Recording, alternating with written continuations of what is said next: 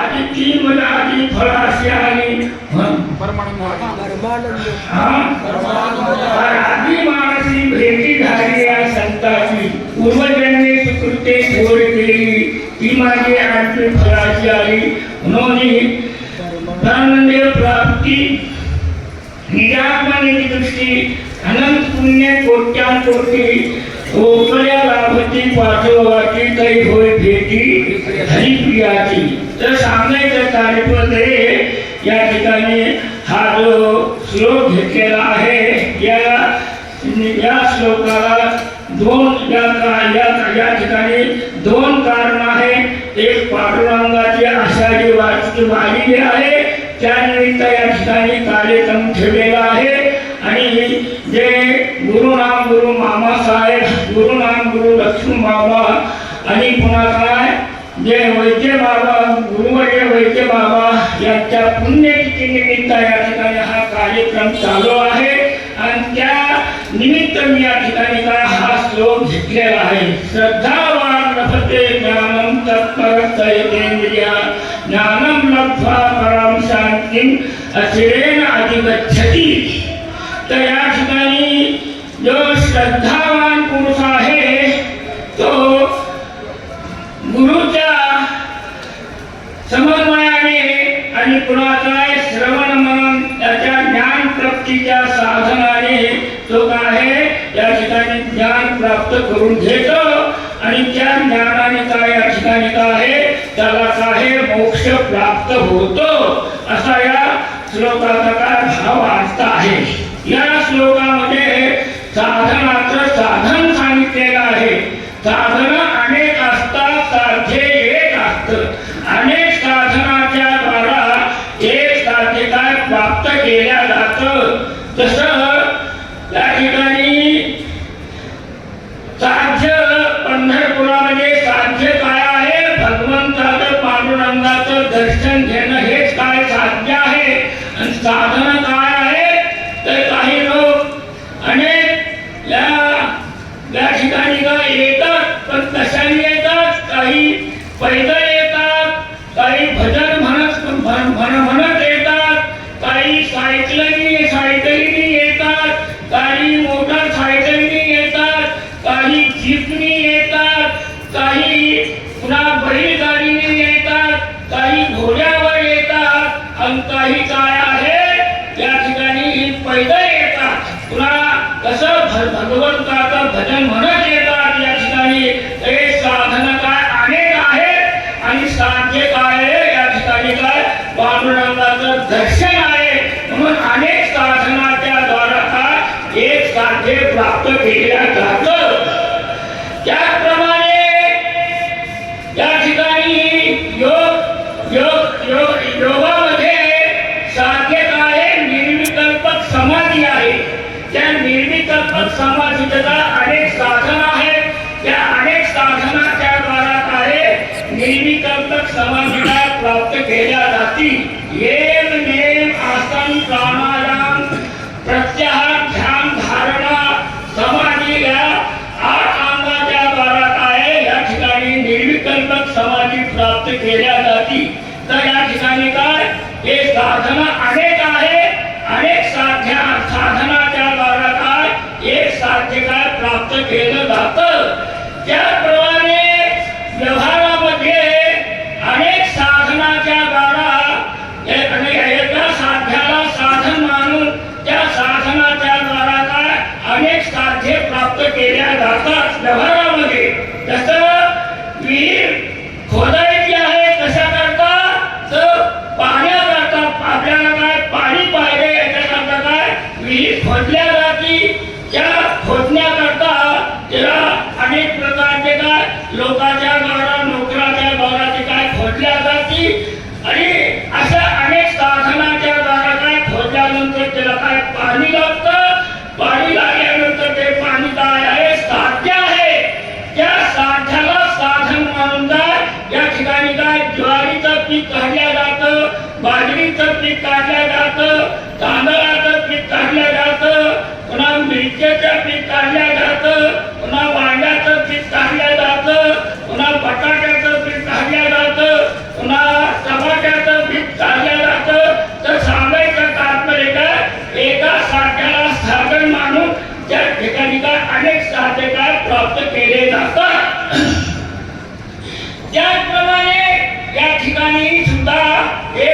ज्ञान काय साधन आहे, ज्ञान काय साधन साध्य आहे.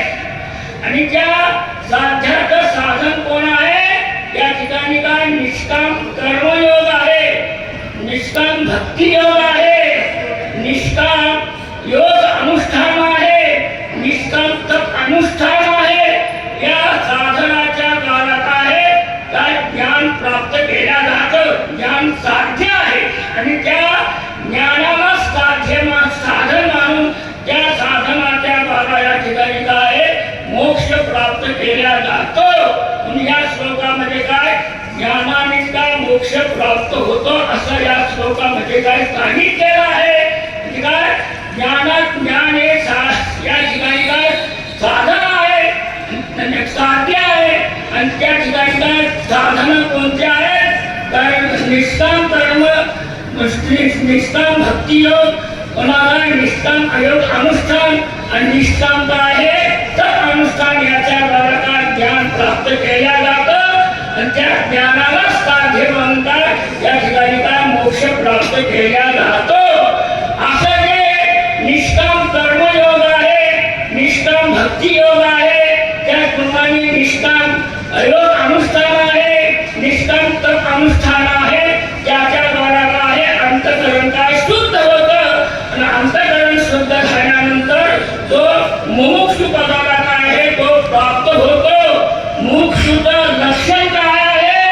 अधिकारी तू विधिवत अधिक वेदांत अधिक अखिल वेदांत अस्मिन् जन्मनि जन्मांतरे काम्य निषिद्ध वचन पुरस्सरं नित्य नैमित्तिक प्रायश्चित्त उपासनानुष्ठानेन निर्गत निखिल कर्मस्तया एकांत निर्माण साधन चतुष्टय संपन्न प्रमाता म्हणजे त्याला म्हणलं जातं मुमुक्षु म्हणलं जातं.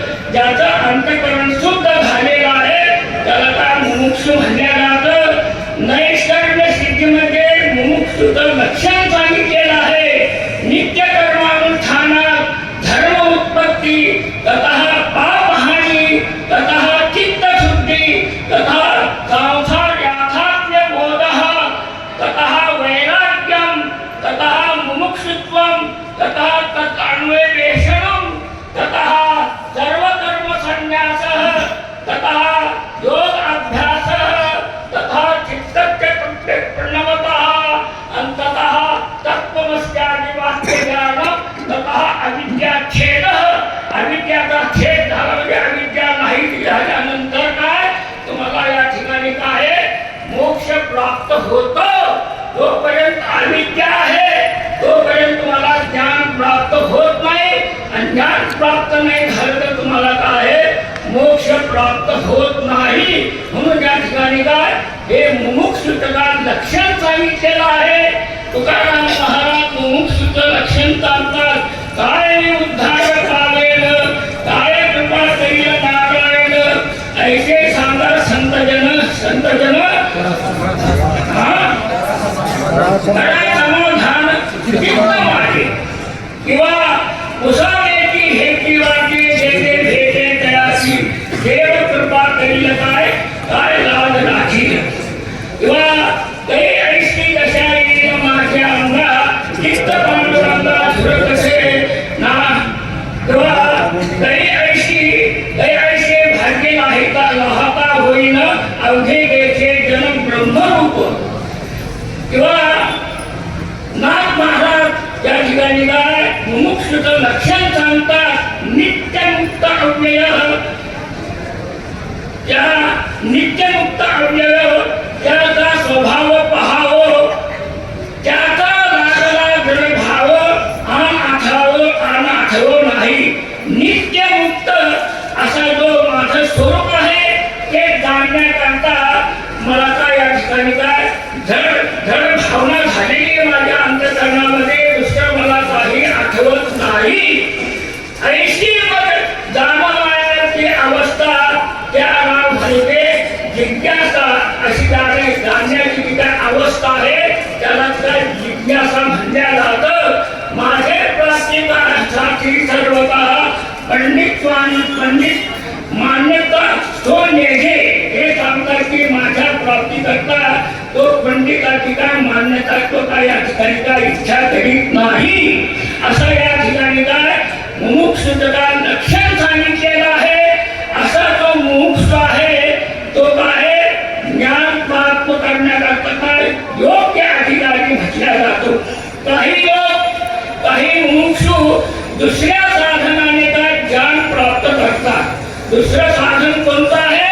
दया ज्ञानालाही दगडी योगी सर्वांची कडवंदी मुरडवूया ज्या ज्ञानाकरता ते काय हवा पिऊन राहतात आणि स्वर्गाचा जो आड मार्ग आहे त्याचा काय त्याग करतात. स्वर्ग आड मार्ग कसा आहे तर त्या ठिकाणी यज्ञ यागादी करून काय लोक स्वर्गाला जातात. त्या ठिकाणी जोपर्यंत पुण्य आहे तोपर्यंत त्या ठिकाणी काय त्या पुण्य आहे तोपर्यंत त्या ठिकाणी काय दिव्य भोग भोगतात आणि दिव्य भोग पुण्य संपल्यानंतर त्यांना काय त्या ठिकाणी मृत्यू लोकांमध्ये यावं लागतं. त्या पुण्याची पावती झरे सगळ्याची इंद्रपणाची उठी उतरे येऊ लागती माझारे मृत्यू लोकात येतं मुक्ता सर्व लोकं विशालम घिने पुण्य मृत्यू लोकं विशंती एवं त्रय धर्मानुप्रपन्ना तथागतं काम कामाला बनते. या मृत्यू लोकांमध्ये आल्यानंतर मग तुम्हाला सुख आहे का दुःख आहे? दुःख बांधवडी आहे हा संसार. सुखाचा विचार नाही त्या संसार सागरूपा भव दुःखाचे मूळ जनवादान करून माझी केली संसार दुःखमुळे चहुकडे इंगळ जगाती नाही बोधे रात्र दिवस काम किंवा दुसऱ्या ठिकाणी सांगतात की हा संसार कसा आहे दुःखमूळ आहे. दुःखमूळ असल्यामुळे तो आहे जो स्वर्ग आहे तो कसा आहे आड मार्ग आहे. स्वर्गातून पुण्य संपल्यानंतर काय तुम्हाला काय मृत्यू लोकांमध्ये यावं लागतं म्हणून स्वर्ग काय आड मार्ग आहे. त्या आड मार्गाचा काय ते काय त्याग करतात. न करती सिद्धीची दार न धरती वृद्धीची भीड योगा ऐसे द्वार हरसिद्धी हे सांगतात की सिद्धीची बी इच्छा करीत नाही वृद्धीची बी काय परवा करीत नाही. योगासारखं असणारा कठीण मार्ग त्याचा बी काय त्याग करतात. कारण योग मार्ग काय कठीण आहे. कठीण म्हणजे काय ते 8 अंग सांगितलेले आहे. त्या 8 अंगाच्या द्वारा काय निर्विकल्पक समाधी प्राप्त होते. एका अंगाचं 12 वर्ष अनुष्ठान करावं लागतं. त्यावेळेला काय की निर्विकल्पक समाधी काय प्राप्त होते. म्हणून योग अनुष्ठान कठीण आहे. त्या कठीण मार्गाचा विचार ते काय त्याग करतात. तपोबाणे उघडली पुन्हा कृतकृतू ओवाळली गुंथुनी सांगी कर्मवल्ली नाना भरणवाली धावत उभरा आणि एक निगताची सुगंधी सुशुन्नी क्रिया ऐसे ती ज्ञानी मुनीश्वराची उतारली किंवा वेदगावच्या पानावाणीचा हिंदता असा हा जो मार्ग सांगितलेला आहे ज्ञान प्राप्त करण्याचा तो मार्ग कसा आहे कठीण आहे. म्हणून या ठिकाणी ह्या मार्गाचं या ठिकाणी काय अनुष्ठान न करता जो सोपा मार्ग आहे त्या सोपा मार्गाने काय जाण्याची काय साधक काय इच्छा करतो. सोपा मार्ग कोणता आहे त्या ठिकाणी गुरु कोणता ज्ञान प्राप्त करणं हे काय सोपा मार्ग आहे. गुरु का अनेक प्रकारचे आहे. एक शिक्षा गुरु आहे, एक दीक्षा गुरु आहे, एक काय तुझे गुरु आहे आणि एक काय सद्गुरु आहे. अशा 4 गुरु मध्ये काय एक सद्गुरु आहे सर्वापेक्षा काय श्रेष्ठ आहे आणि ते काय ज्ञानाचा उपदेश करण्याकरता काय योग्य आहे. ते सद्गुरु कसे पाहिजे? श्रोत्री पाहिजे, ब्रह्मनिष्ठ पाहिजे आणि पुन्हा कशा पाहिजे? दयाळू पाहिजे. ब्रह्मनिष्ठ आणि श्रोत्री आहे आणि ब्रह्मनिष्ठ आहे आणि दयाळू आहे आणि श्रोत्री नाही तर ते काय शिष्याने केलेली शंका आहे त्याचं ते काय उत्तर येऊ शकत नाही. म्हणजे काय श्रोत्री पाहिजे. श्रोत्री आणि दयाळू आहे आणि ब्रह्मनिष्ठ नाही तर तो काय ब्रह्मज्ञानाचा काय तो उपदेश करू शकत नाही. म्हणून काय ब्रह्मनिष्ठ बी पाहिजे. श्रोत्री आणि ब्रह्मनिष्ठ आहे आणि दयाळू नाही तर तो काय ज्ञान देण्याचा उदार होत नाही. ऐकणे आपलं ज्ञान काय आपल्या जवळच ठेवणार. म्हणून श्री गुरु कसे पाहिजे. श्रोत्री पाहिजे, ब्रह्मनिष्ठ पाहिजे आणि काय दयाळू पाहिजे. असे श्रोत्रिय ब्रह्मनिष्ठ दयाळू असणारे श्री गुरु आहे. त्यांना शरण गेल्यानंतर ते काय ज्ञानाचा काय उपदेश करतात. तर विज्ञानार्थं सद्गुरुदेवावगच्छेत् समित्वानि श्रोत्रियं ब्रह्मनिष्ठम. ते भगवंत म्हणतात की असे जे काय श्री गुरु आहे ते काय माझे काय स्वरूप आहे. आपलं ज्ञान आहे चोखरी संत माझी ते रूपरी. असे जे संत आहे श्रोत्रिय ब्रह्मनिष्ठ आणि दयाळू आहे त्यांना काय शरण जायला पाहिजे. कसा करता ज्ञान प्राप्त करण्याकरता. तद्विधी प्रणिपातेन परिप्रश्नेन सेवया उपदेशन्ते ज्ञानं ज्ञानिनः तत्त्वदर्शन. ते ज्ञान वैदा वरवे जरी मनी आधी आणावे या संताया भगावे सर्वस्वेशी. एक ज्ञानाचा पुरठा एक सेवा हा कारवंता स्वाधीन करी स्वरा घोडवोळीया. जणू जिले चरणाशी लागावे आदरवता करावे भाष्य सगळ. ते म्हणजे अपेक्षित आपले सांगितले ते पुसले वेणे अंतकरण उधळे संकल्पा नव्हे. असे जे श्री गुरु आहे त्यांना काय ज्ञान प्राप्त करण्याचा काय शरण जायला पाहिजे. आणि त्याला शरण केल्यानंतर ते काय ज्ञानाचा काहीतरी तुम्हाला उपदेश करतील. पण कोणत्या ज्ञानाचा उपदेश करतील. ज्ञान अनेक प्रकारचे ज्ञान अनेक दुसऱ्या शास्त्राचे जे काही ज्ञान सांगितलेले आहे त्या ज्ञानाचा त्या ज्ञानाचा जे उपदेश करतात का ते ज्ञान कोणतं आहे. 13व्या अध्यायामध्ये सांगितलेलं आहे कर्मकांड करी जाणे मुखोद्गत पुराणे ज्योतिषी तो म्हणे तैसे की होय. कर्मकांडामध्ये तो काय निष्ठात असतो. आत्मा पुराणे त्याच्या कंठस्थ असतात आणि ज्योतिषामध्ये असा उपचार असतो की तो जे म्हणेल ते काय भविष्य ते काय निश्चित झालं पाहिजे. त्याप्रमाणे शिल्पी अति निपुण सुखकर्मी ही प्रवीण आणि विधी अथर्ववान हाती आठी.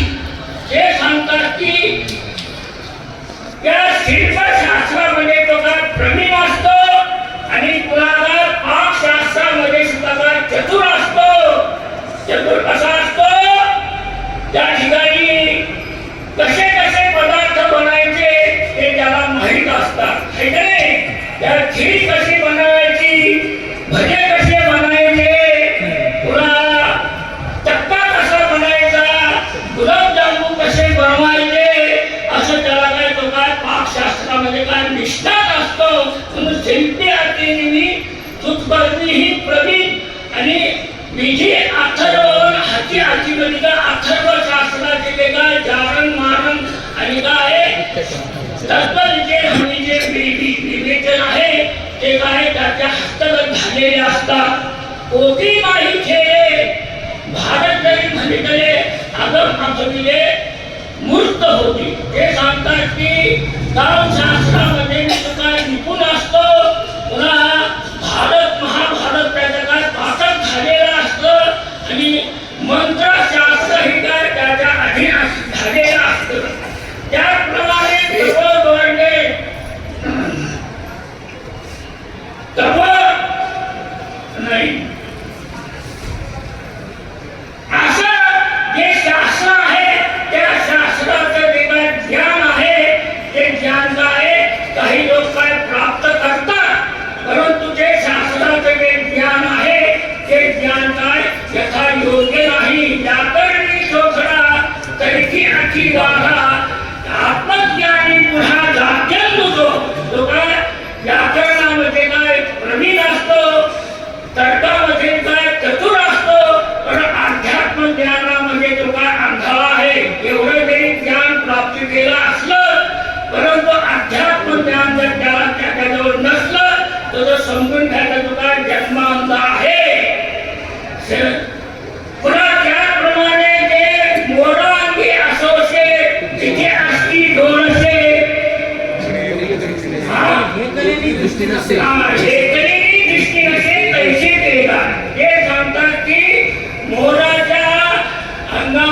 पिसा असतं त्या ठिकाणी का अनेक प्रकारचे काय डोळे असतात, परंतु एक दृष्टी नसली तर त्या डोळ्याचा काही उपयोग नाही. त्याचप्रमाणे तुम्ही का अनेक शास्त्राचं ज्ञान प्राप्त केलं आणि प्राप्त केल्यानंतर तुम्हाला जर त्या ठिकाणी जर अध्यात्म ज्ञान तुमच्याजवळ नसलं तर तुम्ही काय आहे जन्म अंध आहे. म्हणून असं जे अध्यात्म ज्ञान आहे ते काय श्री गुरुकुल काय प्राप्त केल्या जातं आणि श्री गुरुकुल प्राप्त केल्यानंतर त्या अध्यात्म ज्ञानाचा प्रभाव काय आहे. त्या अध्यात्म ज्ञानाच्या द्वारा काय होतं ऐशी दिये ज्ञानी मुनीश्वराची मुक्तानी वेद तुमच्या पादावानी जाती किंवा त्या ठिकाणी जी काय अविद्या आहे त्या अविद्याचा काय होतो नाश होतो आणि जीव ब्रह्माचं का एकत्व प्राप्त होतो. असं जे अध्यात्म ज्ञान आहे ते ज्ञान काय करतं अविद्याचा नाश करतं आणि जीव ब्रह्माचा एक रूपाचा काय प्राप्त करून घेतं. हे इंद्रियाची तोंडे बंद करतं, बहिर्मुख वृत्तीचं काय करतं पाय मोडतं आणि मनाचं काय दारिद्र्य नाहीशी करतं. पुन्हा द्वैत रूपी दुष्काळ नाहीसा करतं आणि समत्व बुद्धी रूपात युवक प्राप्त करून देतं. त्याप्रमाणे जे अध्यात्म ज्ञान हे काय करतं ते बहिर्मुख वृत्तीला पाय मोडतं आणि काय मनाचं दारिद्र्य नाहीसं करतं आणि पुन्हा काय करतं ते भेद बुद्धी दुर्गुण आहे अशा दुर्गुणाचा काय करतं ठाव ठिकाणा काय करतं नाहीसा करतं आणि जी भ्रांती आहे त्या भ्रांतीचा म्हणजे काय नाश करतं आणि आपल्या आणि तुमचं असा जो भेद आहे त्या भेदाचा सुद्धा ते काय ज्ञान काय नाश करतं. त्याचप्रमाणे ते संसाराला मुळापासून काय उपटून टाकतं आणि काय संकल्परूपी जो काय तिथं आहे त्याचा नाश करतं आणि आकलन न करण्यास योग्य असणारं जे ब्रह्म आहे त्या ब्रह्माला ते काय व्यापून टाकतं. असं जे ज्ञान आहे ते ज्ञान काय पवित्रपणाचा ठेवा आहे. पवित्रपणाचा ठेवा असल्यामुळे जे विषयाने का अशुद्ध झालेलं ते मन आहे ते काय शुद्ध होतं. देह बुद्ध्यादी जे अनात्म पदार्थ आहे ते मी आहे असा जो भ्रम आहे त्या भ्रमाचा खेळ ज्याला आत्म्याला झालेला आहे त्या भ्रमाचा खेळ आहे नाहीशी होतो आणि त्याप्रमाणे काय त्या ज्ञानाच्या प्रकाशाने काय होते बुद्धी शुद्ध होते आणि विषयाने बुद्धी शुद्ध होते आणि काय जीव काय आनंदाच्या बाजूवर का डोलतो. त्याप्रमाणे वर्ण आश्रम योग्यता विद्या पुन्हा गुण आणि पद याच्यामुळे का माणसाच्या ठिकाणी का मोठा अहंकार वाढतो आणि अहंकार वाढल्यानंतर त्याला का जो आपल्याला का मोठा समजतो असा जो अहंकार आहे हे ज्ञान त्या अहंकाराचा का समूळ नाश करतं. त्याचप्रमाणे मी सदाचारी आहे, मी मोठा ज्ञानी आहे, मी मोठा सद्गुणी आहे, मी मोठा उपकारी आहे, मी काय चांगला आहे, मी काय सद्गत माझ्या ठिकाणी किती सद्गुण आहे, माझा रूप किती चांगला आहे असं लोकांपुढे जो प्रगट करतो त्याला काय धम्म म्हणलं जातं. असा जो धम्म आहे तो धम्म सुद्धा काय हे ज्ञान काय नाहीसा करतं. त्याचप्रमाणे त्या ठिकाणी जे काय अहिंसा आहे हिंसा म्हणजे कोणती कारण आणि अनुमोदित तीन प्रकारची काय हिंसा आहे आणि अजून काय तीन प्रकारची हिंसा म्हणजे वार्षिक मानसिक आणि काय शारीरिक अशी तीन प्रकारची हिंसा आहे. या तीन प्रकारच्या हिंसेचा जे आहे ते जे ज्ञान अध्यात्म ज्ञान आहे ते ज्ञान काय नाही शकत म्हणजे ज्याच्याबरोबर जे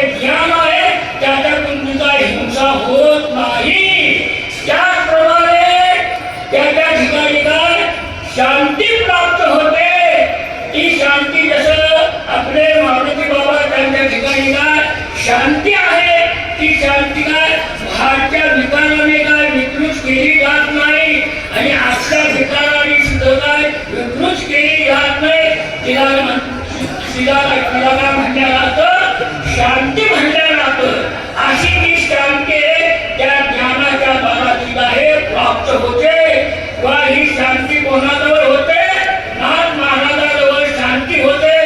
नाथ महाराज ज्यावेळेला गोदावरीचं स्नान करून घरी येत होते त्यावेळेला ते यवन त्यांच्या अंगावर पाहून खाऊन काय चुकायचा असे काय 108 वेळा झाल्या आणि 108 वेळा झाल्यानंतर तो यवन काय नाथ महाराजाला शरण गेला की मला क्षमा करा, माझ्याकडून फार मोठी चूक झालेली आहे.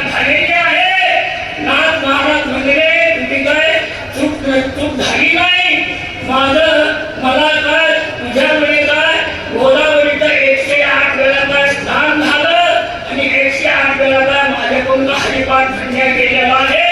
म्हणून या ठिकाणी अशी काय जी शांती असते ती शांती काय बाहेरच्या विकाराने विकृत केली जात नाही आणि आजच्या विकाराने काय विकृत केली जात नाही.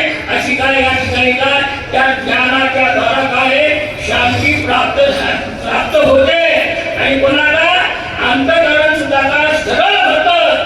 कोणी काही किती त्रास झाला दिला तरी ते काय त्याचं अंतःकरण काय विकृत होत नाही. त्याप्रमाणे त्या ज्ञानाच्या द्वारा त्याचं काय मन शुद्ध होतं, त्याचं चित्त शुद्ध होतं, त्याचं शरीर काय शुद्ध होतं आणि ज्याच्या ठिकाणी काय हे ज्ञान नाही त्याच्या ठिकाणी काय दंभ असतो, त्याच्या ठिकाणी काय माणिक्य असतं, त्याच्या ठिकाणी काय अशांतित्व असतं, त्याच्या ठिकाणी काय हिंसत्व असतं, त्याच्या ठिकाणी गुरु सेवत्व नसतं, त्याच्या ठिकाणी काय अंतःकरण सरळत्व नसतं. असे जे अवगुण आहेत ज्याच्या ठिकाणी हे ज्ञान नाही त्याच्या ठिकाणी हे अवगुण राहतात आणि ज्याच्या ठिकाणी काय ज्ञान आहे त्याच्या ठिकाणी काय हे अवगुण राहत नाही. म्हणून असं ज्ञान प्राप्त झाल्यानंतर त्या ठिकाणी कोणत्याही प्रकारचे काय अवगुण न राहता त्याच्या ठिकाणी काय सद्गुण राहतात. न असं ते ज्ञान आहे ते काय सद्गुण काय प्राप्त केल्या जातं. असं जे ज्ञान असणारे जे ज्ञान आहे सद्गुण कसं प्राप्त केलं जातं, त्यांच्यावर काय श्रद्धा ठेवावं लागते. श्रद्धा ठेवली तरच तुम्हाला काय ते ज्ञान प्राप्त होतं. श्रद्धा ठेवली नाही तर तुम्हाला ज्ञान प्राप्त होत नाही. श्रद्धा ही कशी पाहिजे? पक्की पाहिजे. कच्ची श्रद्धा पाहिजे. एक गुरुला सोडून दुसऱ्या गुरुकडे जातात, दुसऱ्या गुरुकडून तिसऱ्या गुरुकडे जातात. आम्ही ऋषिकेशला होतो, एक विद्यार्थी म्हणला मी 4 गुरु केले होते. 4 गुरु म्हणजे हा गुरुला तो गुरु माहित नाही, त्या गुरुला तो गुरु नाम माहित नाही आणि एका गुरुकडून 2-2 हजार मला महिन्याला रुपये मिळाले आणि खायला मी भरपूर मिळाले 4ही गुरुकडून. असे काय हे कशाकरता गुरु केले होते? पैशाकरता आणि खाण्याकरता गुरु केले होते. गुरु कशाला करायचा? तर या ठिकाणी काय ज्ञान प्राप्त करण्याकरता गुरु करायचे. या ठिकाणी ज्यांच्याद्वारा ज्ञान प्राप्त होईल असे गुरु करायला पाहिजे. असे जे काय पैसे प्राप्त होणार, खाणं प्राप्त होणार असे गुरु करून काय त्याचा उपयोग आहे. म्हणून या ठिकाणी काय सद्गुरु तुमचा ज्ञान प्राप्त केल्या जातं, पण त्यांच्या ठिकाणी काय श्रद्धा पाहिजे. श्रद्धा असली तरच काय ज्ञान प्राप्त होईल आणि श्रद्धा नसली तर ज्ञान प्राप्त होणार नाही. श्रद्धा ती कशी पाहिजे? पक्की पाहिजे. हे काय लग्नापूर्वी कोणाकडे गेला होता? द्रोणाचार्याकडे गेला होता. कशाकरता गेला होता? मला शस्त्रास्त्र विद्या तुम्ही शिकवा. हे काय तर द्रोणाचार्याने सांगितलं की मी शस्त्रास्त्र विद्या तू कोरी आहे, तुला काय मी शस्त्रास्त्र विद्या काय शिकवीत नाही. मी काय क्षत्रिय ब्राह्मण क्षत्रिय वैश्याला काय विद्या शिकवतो, कोऱ्याला काय ही विद्या शिकवीत नाही. मग त्या नव्या कोऱ्याने काय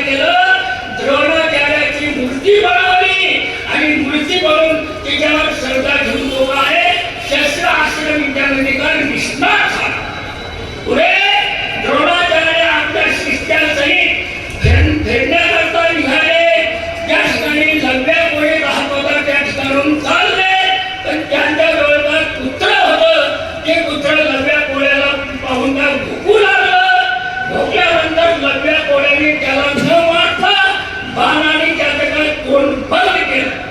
बंद केल्यानंतर द्रोणाचार्याला आश्चर्य वाटलं, असा शस्त्र अस्त्रविद्येमध्ये कोण निष्णात आहे? आमच्या पुत्राला न मारता आमच्या पुत्राचं काय धोरणच बंद केलं. द्रोणाचार्य त्याच्याजवळ गेले आणि त्याला सांगितले की तू कोणत्या गुरुजवळ हे शस्त्र अस्त्र शिकला?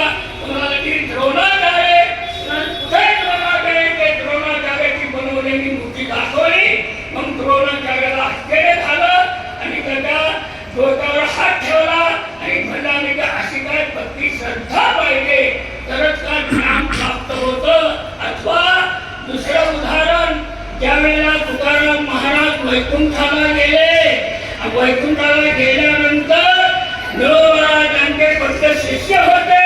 त्या पट्ट शिष्याला त्यांनी काही सांगितलं नाही वैकुंठाला जाताना. मग त्या वैकुंठाला गेल्यानंतर नरोवराला कळलं की तुकाराम महाराज वैकुंठाला गेले आहे, मला काय विचारलं नाही.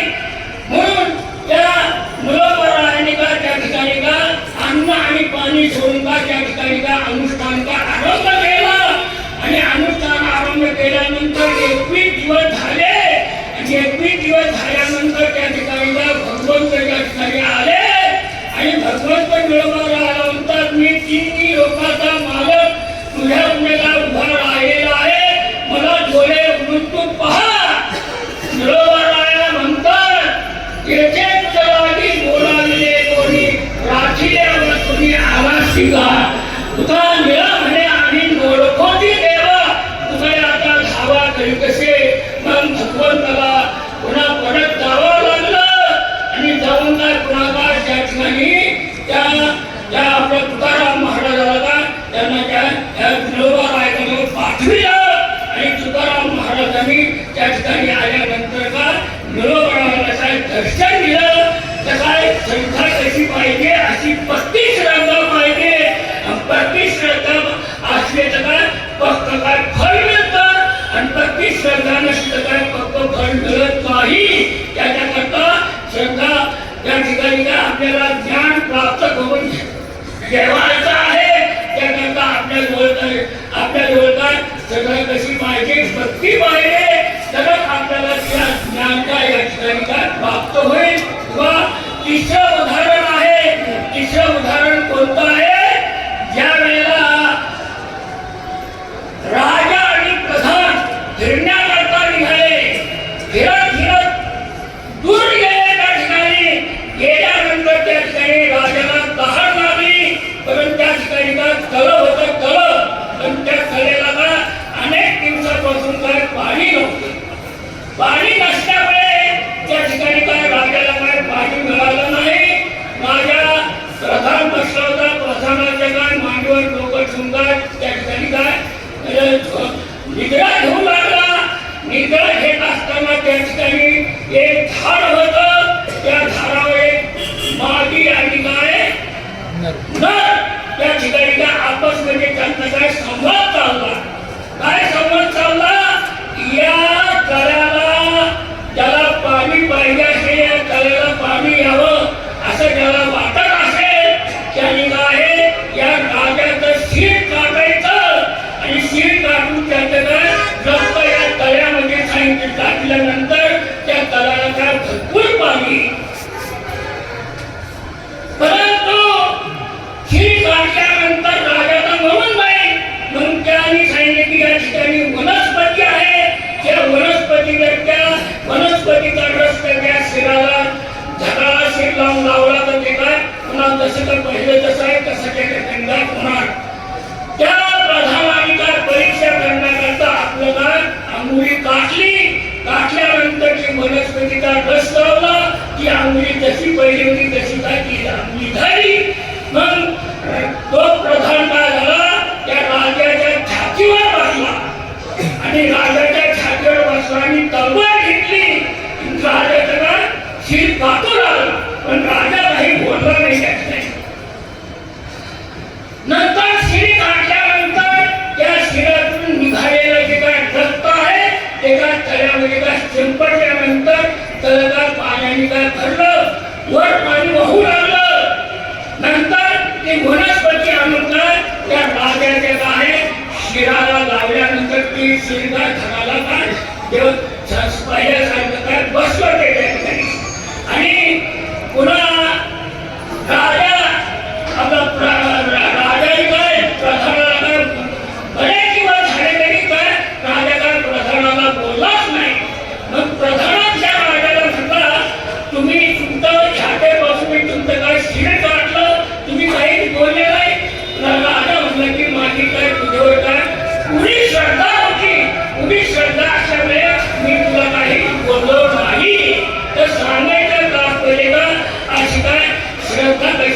अशी प्रत्येक श्रद्धा पाहिली आणि प्रत्येक श्रद्धा असली तर त्या जगात पक्क फल प्राप्त होतं.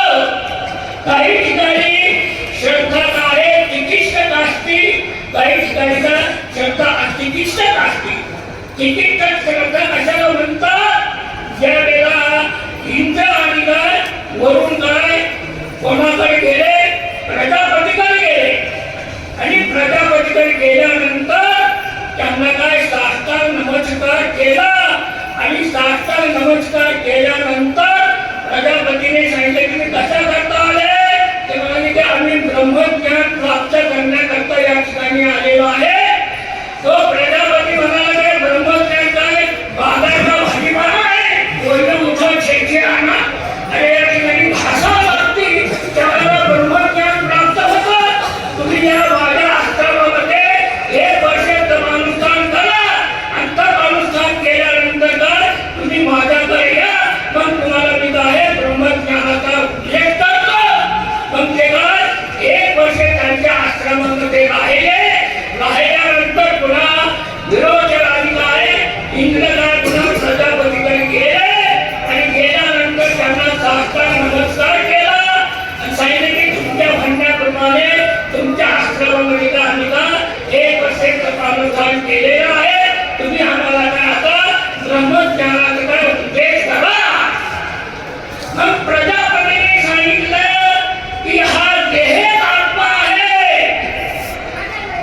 त्या ठिकाणी देह आत्मा म्हटल्यानंतर विरोचनाला काय आनंद झाला. मग तो घरी जाऊन काय करू लागला? देहाची पूजा करू लागला. ज्याला चांगले चांगले मिष्टान्न काय बनवून काय त्या देहाला देऊ लागला आणि त्याचप्रमाणे काय चांगले चांगले इष्टदेवते कपडे त्या देहाला घालू लागला. म्हणजे काय तो काय या देहाची काय चांगल्या प्रकारे काय पूजा करू लागला. तो म्हणाला 4 वाकाचा पक्ष त्यांनी काय त्या ठिकाणी ग्रहण केला. 4 वाकाचा पक्ष काय यावत जीवन सुखम दिले ऋणम कृत्वा सुखम दिले भस्मीभूतस्य दिले इसके पुनरागमनम होता. ते सांगतात की जोपर्यंत हा देह आहे तोपर्यंत काय या ठिकाणी काय दुसऱ्याचं गुण काढावं आणि गुण काढून काय तूप द्यावं आणि मेल्यानंतर काय कुणाला मनुष्य देहता कुणाला प्राप्त होणार नाही. त्याच्या 3 जगात भाग होऊन जाते. मग देण्याकरता लोकांचा गुण देण्याकरता कोण त्या ठिकाणी उठतं. मग या ठिकाणी काय त्या ठिकाणी काय ऋण काढून काय तूप द्यावं. हे काय 4 वाजताचा जो काय पक्ष आहे तो पक्षाचा विरोधकांनी काय स्वीकार केला. देह खंडनाला महात्मा पाषाण ईश्वर पाषाण प्रतिमा याकरती ब्रह्मा झुलोची देती जीवतोची देह भोजनते मुक्ती मरणते मुक्ती पाषाण लागते. किंवा देहात तो अज्ञाता योग यथेष्ट भोगावे भोग कैसा नरक कैसा स्वर्ग मेल्या म्हणून कोण जन्मे असा विरोचनाने काय या देहाची काय त्या ठिकाणी काय पूजा करण्याच्या त्या देहाची काय सजू लागला. परंतु तो इंद्र होता.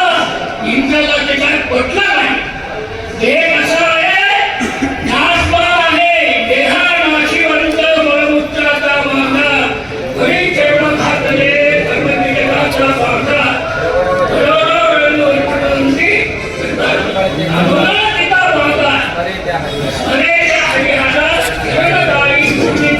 देह काळाचे धन उभी राहते म्हणून देह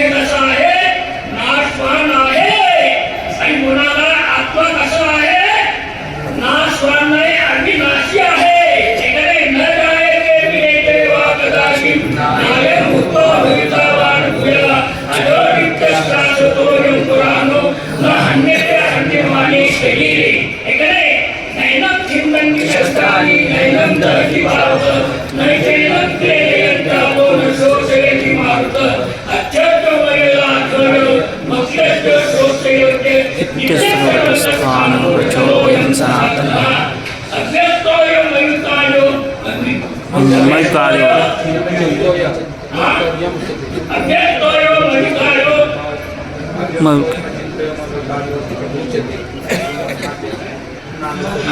माणूस होती तुम्हाला असा आत्मा कसा आहे, मरत मी नाही आणि काय जन्मत मी नाही, हे कधी पण तो कसा आहे, सगळं सजाची विजयाची भेट राहिली रहित आहे, वृक्षाची सगळं भेट पुष्प पुष्प फळाची भी वृक्षांतर सजाची विजयाची शिला टिका असं का सगळं सजाची विजयाची भेट त्याच्या ठिकाणी नाही, त्याच्या ठिकाणी का परिच्छेद ते परिच्छेद आणि पुन्हा काय वस्तू परिच्छेद नाही,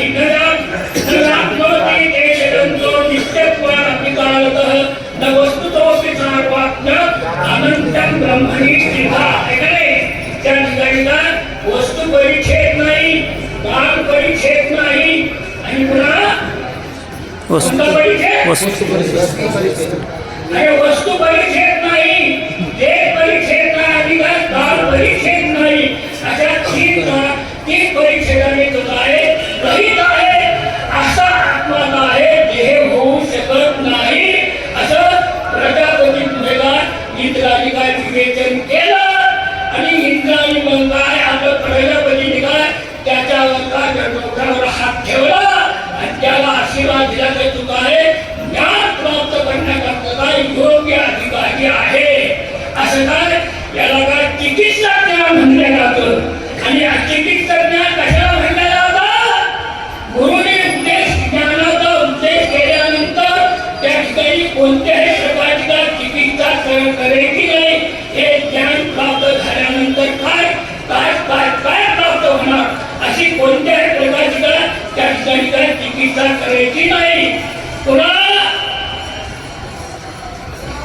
संत सांगतात की वारीला पंढरपूरला त्याच्या ठिकाणी कोणत्याही प्रकारची चिकित्सा करायची नाही, वारीला गेल्यानंतर काय होतं, कीर्तन ऐका, पुन्हा भागवत कथा ऐका, रामायण कथा ऐका, पुन्हा प्रवचन ऐका, त्या ठिकाणी कोणत्याही प्रकारची चिकित्सा करायची नाही. प्रवचन ऐकल्यानंतर काय होतं, कीर्तन ऐकल्यानंतर काय होतं, भागवत कथा ऐकल्यानंतर काय होतं, असं त्या ठिकाणी कोणत्याही प्रकारची चिकित्सा करायची नाही. डोळे झाकून संतांनी ते काय कार्य सांगितले आहे, ते कार्य आहे डोळे झाकून करायचं, त्याला म्हणतात कोणती चिकित्सा चिकित्सा श्रद्धा म्हणतात, चिकित्सा श्रद्धा आणि अचिकित्सा श्रद्धा, याला अचिकित्सा श्रद्धा म्हणतात. त्या ठिकाणी कोणत्या प्रकारची चिकित्सा करायची नाही. संत जे म्हणे त्याप्रमाणे का त्यांच्या मताप्रमाणे का आपण वागायचं, त्याला म्हणतात त्या ठिकाणी का चिकित्सा श्रद्धा म्हणतात.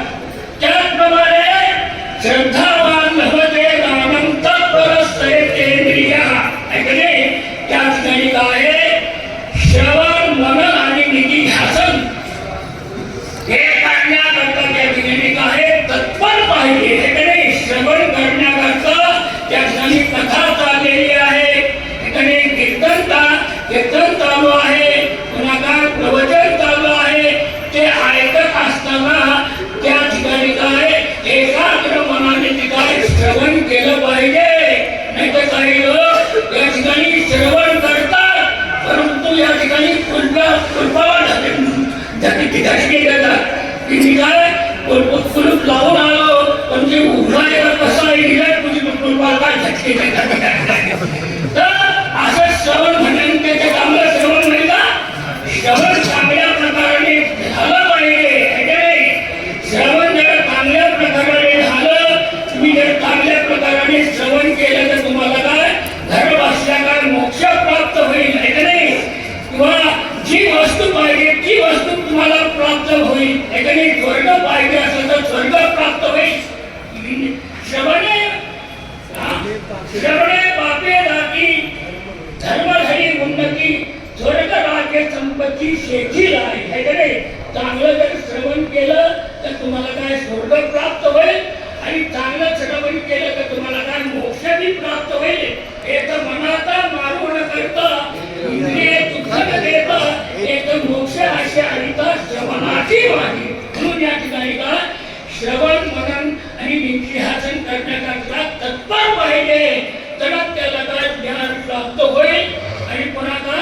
इंद्रियाचा काय संयम पाहिजे.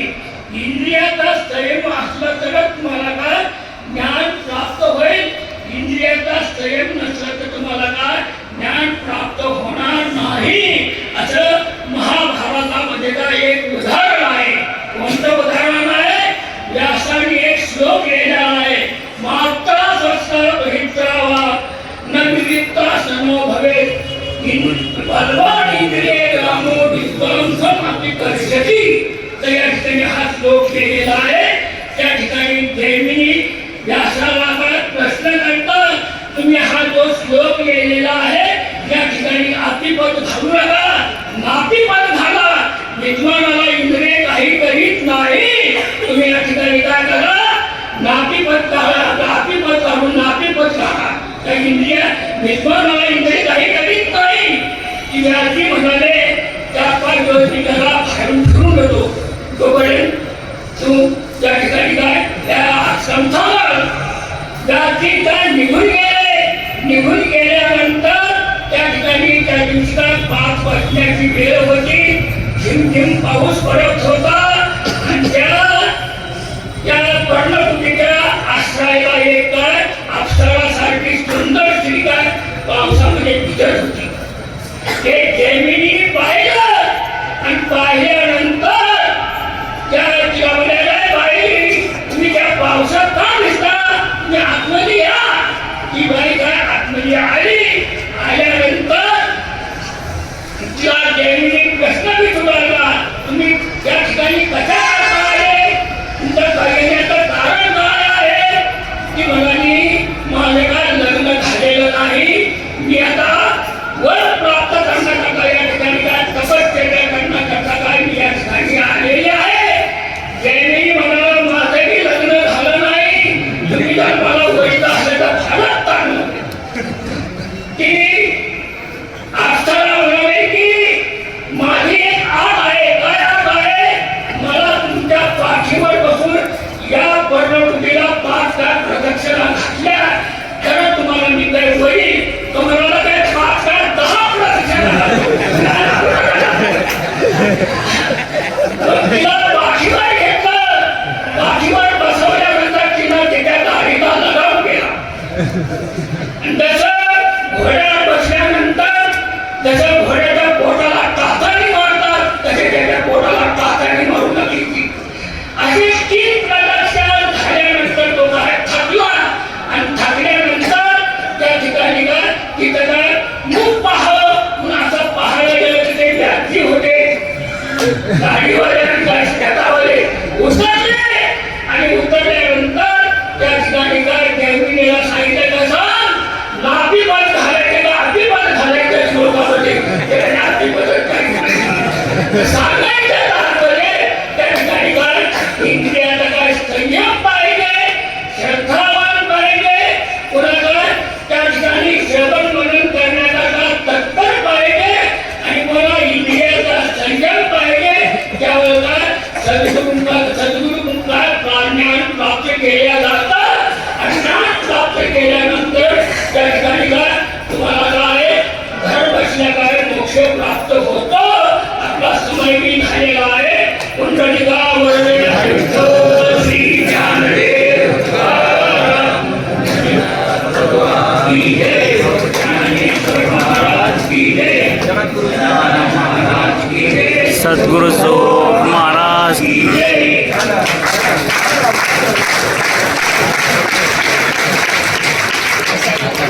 असं करा. इतने